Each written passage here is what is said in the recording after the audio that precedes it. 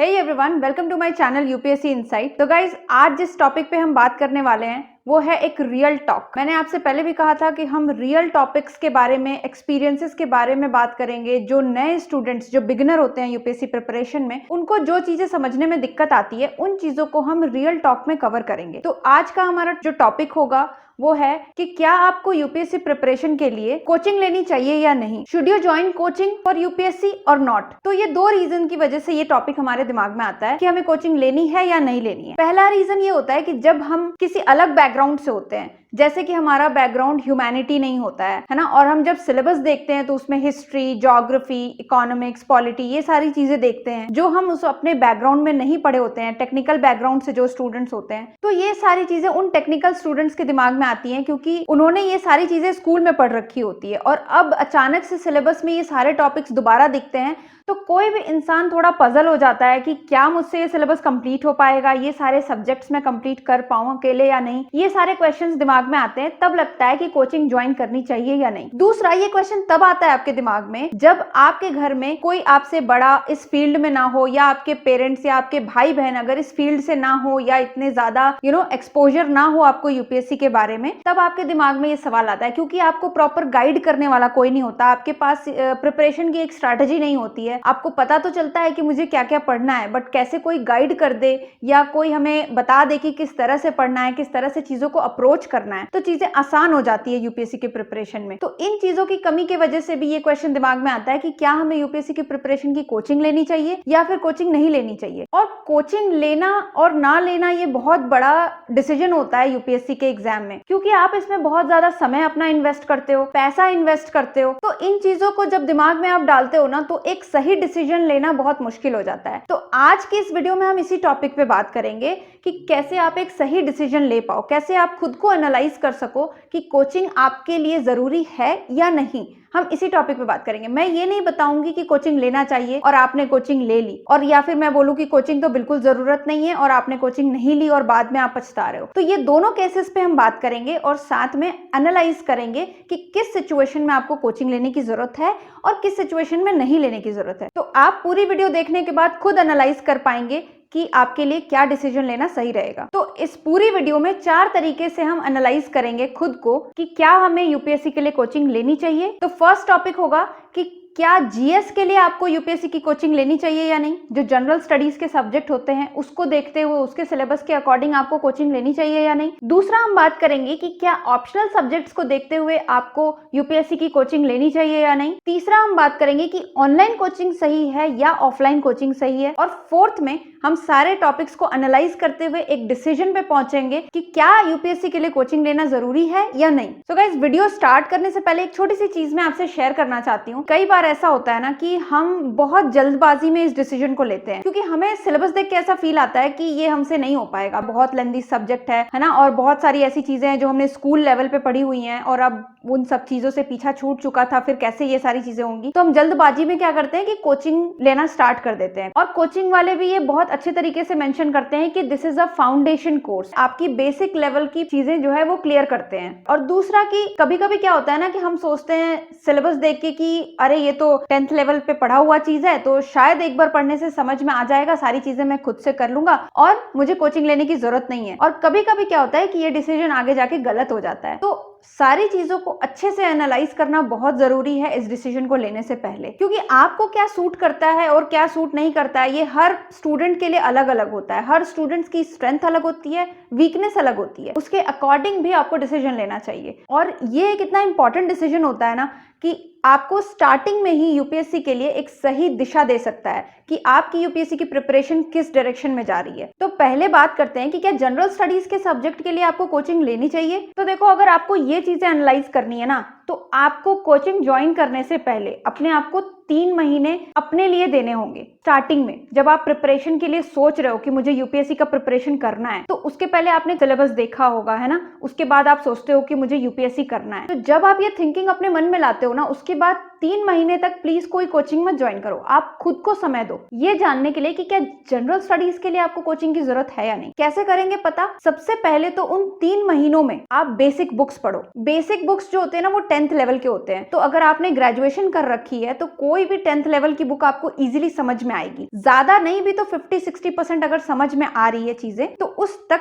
Practice करो कि मुझे इतनी समझ में आ रही है या नहीं चीजें। तो उस बेसिक बुक्स को पढ़ो। बेसिक बुक्स सबको पता है, टॉपर्स भी बताते हैं, कई सारे YouTube चैनल पे भी बताया हुआ है, मैंने भी अपनी वीडियो में डाल रखा है। जो भी बेसिक बुक्स होते हैं, जैसे एनसीईआरटी होती है 6 to 12 की, अगर आपके पास ज्यादा टाइम नहीं है तो आप 9 to 12 की एनसीईआरटी भी पढ़ सकते हो, जो मेन इंपॉर्टेंट चीज होती है। और लक्ष्मीकांत पढ़ सकते हो आप, स्पेक्ट्रम पढ़ सकते हो, है ना। तो ये जो भी बेसिक चीजें हैं इनको आप पढ़ लो 3 से 4 महीने के अंदर, अपने लिए जो टाइम आप दे रहे हो। सेल्फ स्टडी करो, दुनियादारी भूल जाओ और बस इन बुक्स को पढ़ना स्टार्ट करो। समझ आए ना आए वो हम बाद में डिसाइड करेंगे, 3 महीने बाद। ये एक प्रोसेस है, आप इस प्रोसेस को फॉलो करो तो 3 महीने बाद आपको खुद में एनालाइज हो जाएगा कि आपको वो बेसिक बुक्स 3 महीने से आप जो पढ़ रहे हैं वो समझ में आ रही है या नहीं। और अगर आपको वो बुक समझ में आ रही है ना तो जनरल स्टडीज के लिए आपको कोचिंग लेने की जरूरत नहीं है, ये बात तो क्लियर हो जाएगी। और अगर आपको ये बुक्स पढ़ के लग रहा है ना कि मुझे समझ नहीं आ रहा है, ये बेसिक चीजें समझ नहीं आ रही है, डिफिकल्टी हो रही है समझने में, तो उस समय आपको ये डिसाइड कर लेना चाहिए कि जनरल स्टडीज के लिए कोचिंग आप ले सकते हैं।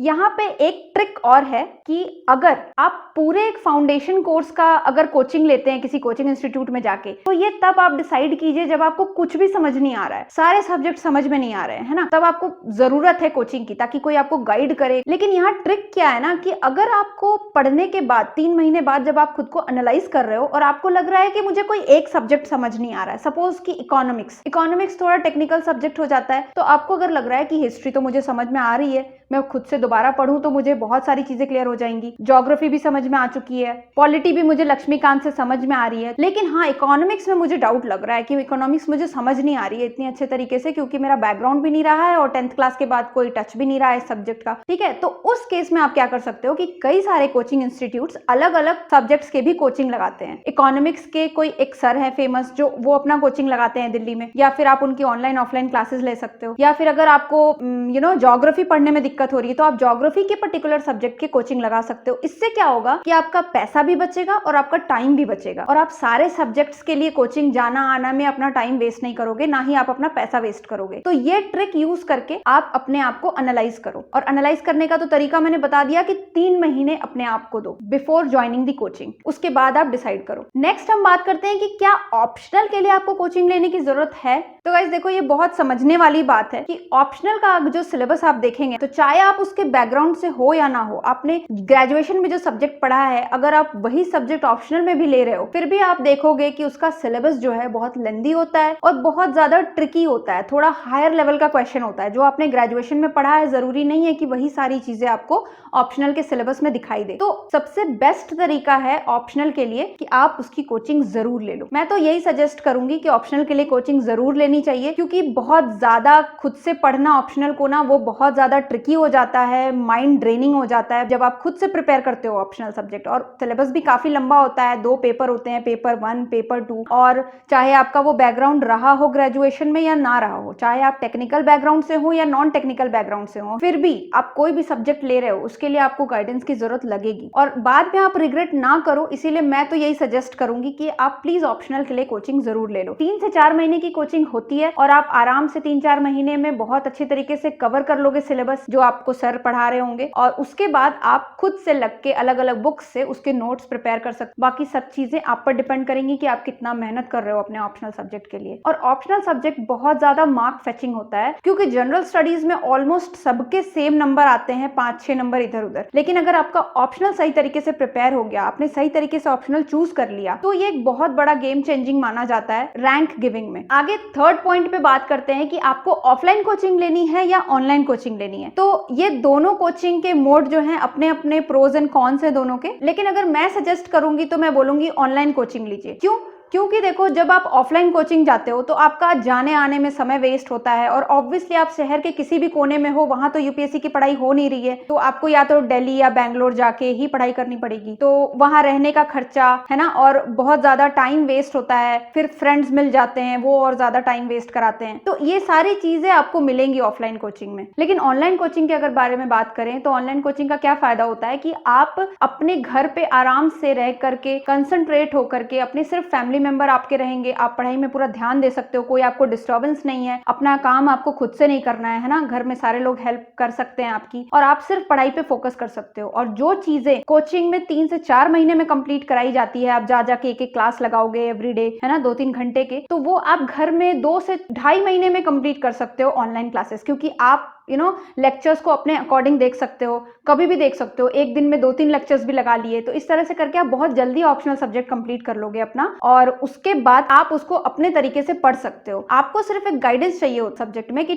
कोई हमें एक ब्रीफ नॉलेज दे दे उस सब्जेक्ट के बारे में, उन सारे टॉपिक्स के बारे में, उसके बाद उसको खुद से ही पढ़ना होता है। UPSC is all about the self study. जितना आप सेल्फ स्टडी में टाइम दोगे, मेहनत करोगे अपने से, उतना ज्यादा आपका प्रिपरेशन अच्छा होता जाएगा। इसलिए फुल्ली डिपेंड होना कोचिंग पे बिल्कुल भी सही बात नहीं है। आप कोचिंग गाइडेंस लेने के लिए ले सकते हो, एक आइडिया ले सकते हो सब्जेक्ट के बारे में, जो सिलेबस के टॉपिक्स हैं वो आप अच्छे तरीके से समझ सकें, और फिर उसको आप अपने से पढ़िए। तो ये पूरा प्रोसीजर होता है अगर आप कोचिंग ले रहे हो तो। फोर्थ पॉइंट में हम इन तीनों टॉपिक्स को समराइज करते हैं कि क्या आपको कोचिंग लेनी चाहिए यूपीएससी के प्रिपरेशन के लिए। Should you join coaching for UPSC preparation और नॉट। तो सबसे पहले आप 3 महीने अपने आप को दीजिए, सारे बेसिक बुक्स कवर कीजिए, सेल्फ स्टडी कीजिए, और जितना हो सके सब्जेक्ट्स को समझने की कोशिश कीजिए। उसके बाद उन सब्जेक्ट्स में से छांटिए कि आपको अब कौन सा सब्जेक्ट टफ लग रहा है। अगर सारे सब्जेक्ट्स इजी हैं तो फिर कोई दिक्कत नहीं है, फाउंडेशन कोर्स ज्वाइन करने की जरूरत ही नहीं है। लेकिन अगर कोई पर्टिकुलर सब्जेक्ट आपको डिफिकल्ट लग रहा है, समझने में दिक्कत आई है उन 3 महीनों में, तो उस सब्जेक्ट की केवल कोचिंग ज्वाइन कीजिए सेपरेट,